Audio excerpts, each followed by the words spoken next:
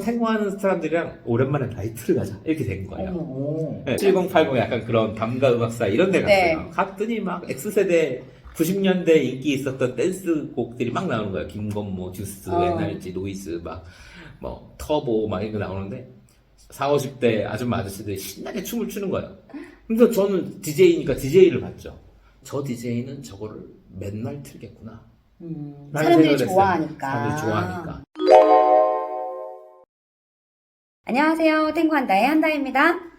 안녕하세요. 탱고를 즐기고 있는 멜로디안입니다. 안녕하세요. 탱고 DJ 하고 있는 헬리입니다. 탱고 음악이 정말 여러 가지가 있는데 춤추기 좋은 음악이 있고 춤추기 별로인 음악이 있는 거잖아요. 어떤 음악이 춤추기 좋은 음악인가요? 저는 일단 예측 가능한 것이 춤추기 좋은 음악이라고 생각해요.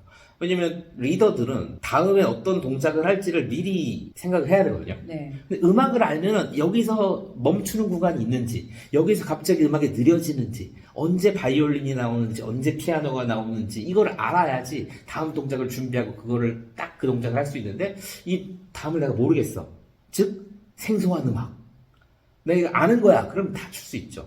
그런 것처럼 노래방이랑 똑같아요. 우리가 노래방을 사람들이 와그라고 갔는데 사람들이 다 아는 노래를 딱 했어. 그럼 분위기가 확 뜨잖아요. 다 따라 부르고 탬버린 치고. 근데 아무도 모르는 막 제3세계 음악을 부르고 아무도 몰라. 무슨 애니메이션 엔딩곡이래. 뭐 이런 거 있잖아요. 막 한국말도 아니야. 막 이상한 거 막 그런 거 부르면 이제 분위기 다운되고 핸드폰 보고 화장실 가고 그러면서 혼자 노래방에서 노래 부르고 있는 이런 것처럼 생소한 거를 하면은 아 이거는 좀 어렵다라고 생각하고요. 실제로 변화무쌍한 곡도 사실은 춤추기가 어렵잖아요. 예측하기 어려우니까. 그렇지만 우리는 뿌글리에스는 변화무쌍하지만 사람들이 추는 이유는 뿌글리에스의 그 곡이 유명하기 때문이에요. 그렇죠. 많이 들어봤기 때문에. 많이 들어봤고 많은 공연에서 봤으니까 변화무쌍하지만 그 변화 타이밍을 내가 아니까 예측하고 출 수 있는 거죠. 그런 것처럼 예측 가능한 곡이 저는 제일 춤추기 좋은 곡이라고 생각을 해요.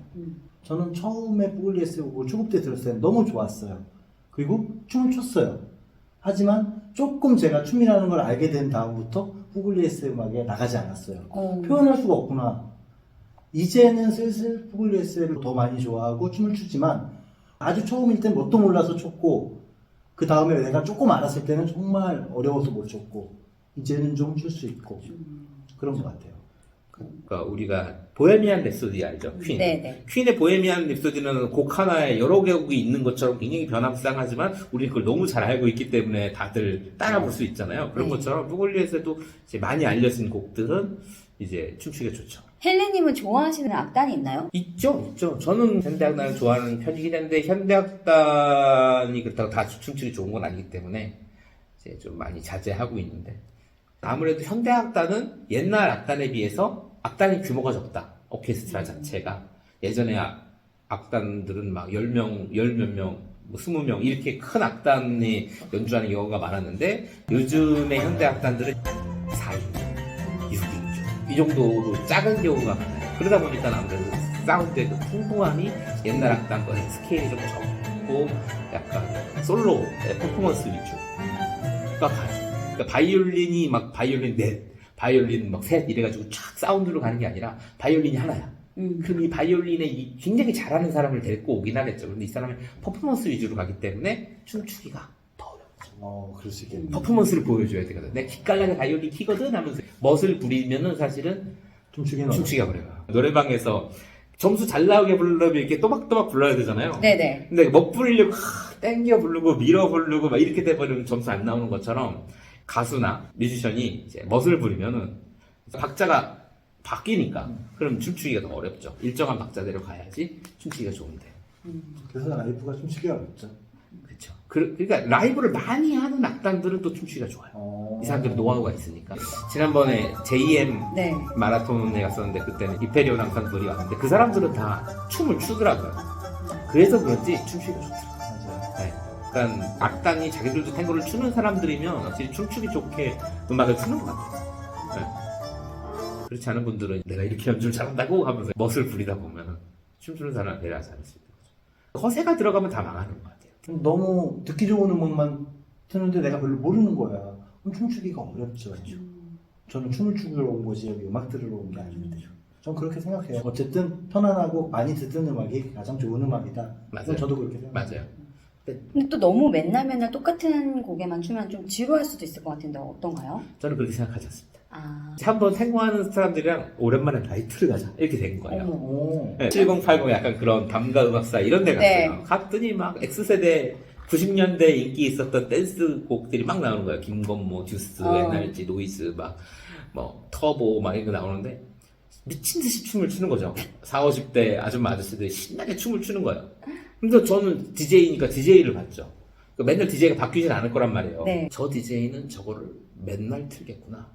라는 사람들이 생각을 했어요. 좋아하니까. 사람들이 좋아하니까. 어떤 음악을 틀어야지 사람들이 춤추러 나오고 어떤 음악을 틀면 사람들이 앉아서 술을 먹는지를 알고 있는 거죠.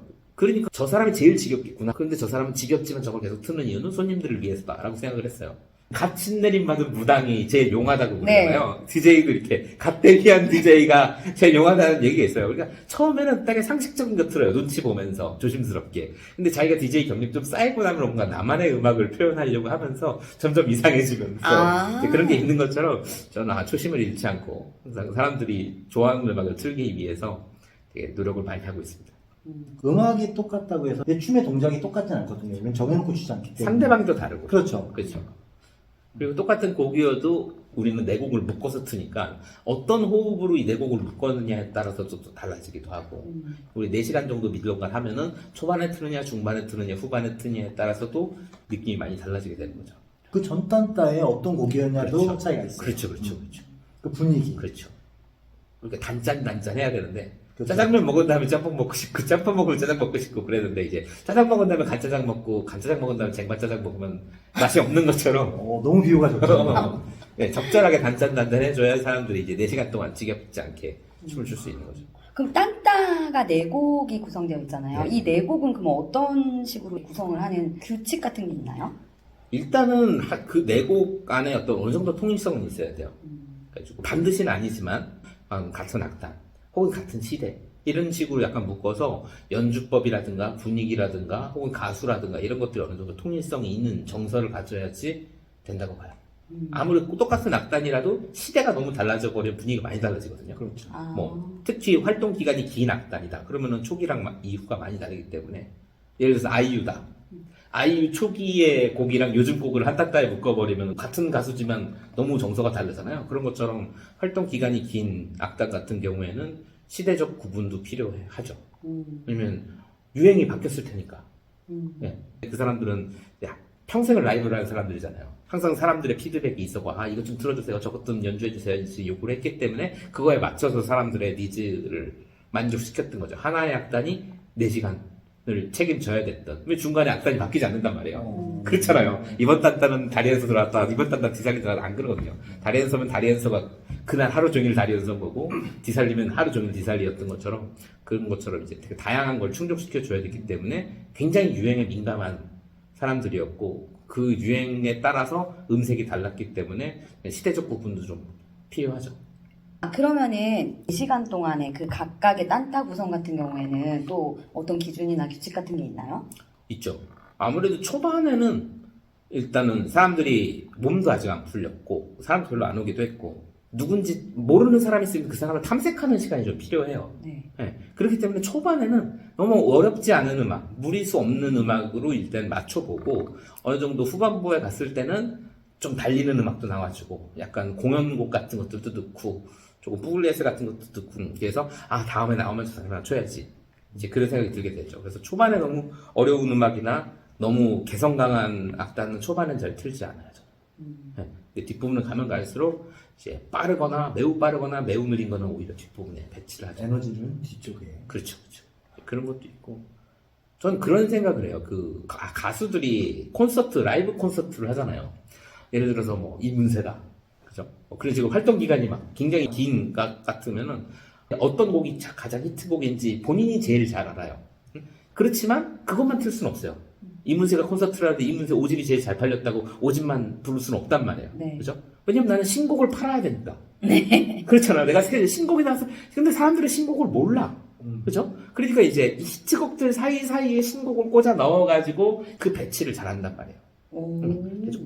이렇게 처음에 뭐를 해서 어떤 곡을 불러서 분위기를 좀 띄우고 그리고 분위기 살고 그 다음에 뭐 하고 힘든 곡 너무 연속으로 하면 내가 힘드니까 나도 질르는 곡 한 번 있으면 그 다음에 조금 선선하게 부르는 곡 하나 넣어주고. 그리고 의외로 가장 히트곡은 마지막까지 안 불러. 왜? 그래야지 앵콜이 나오니까. 근데 끝나고 여러분 다음에 뵙겠습니다. 그래서 들어가. 그럼 사람들이 막 앵콜 하다 왜? 아직 그걸 안 불렀어. 이문세가 붉은 노을을 안 불렀어.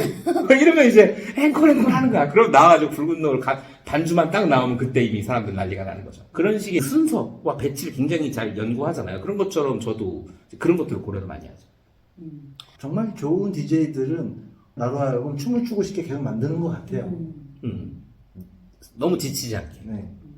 너무 달려도 안 되고 너무 느리기만 해도 처지고 그래서 이제 적당하게 단짠단짠하고 그렇게 만들죠. 구독과 좋아요, 알림 설정 해주세요. 안녕.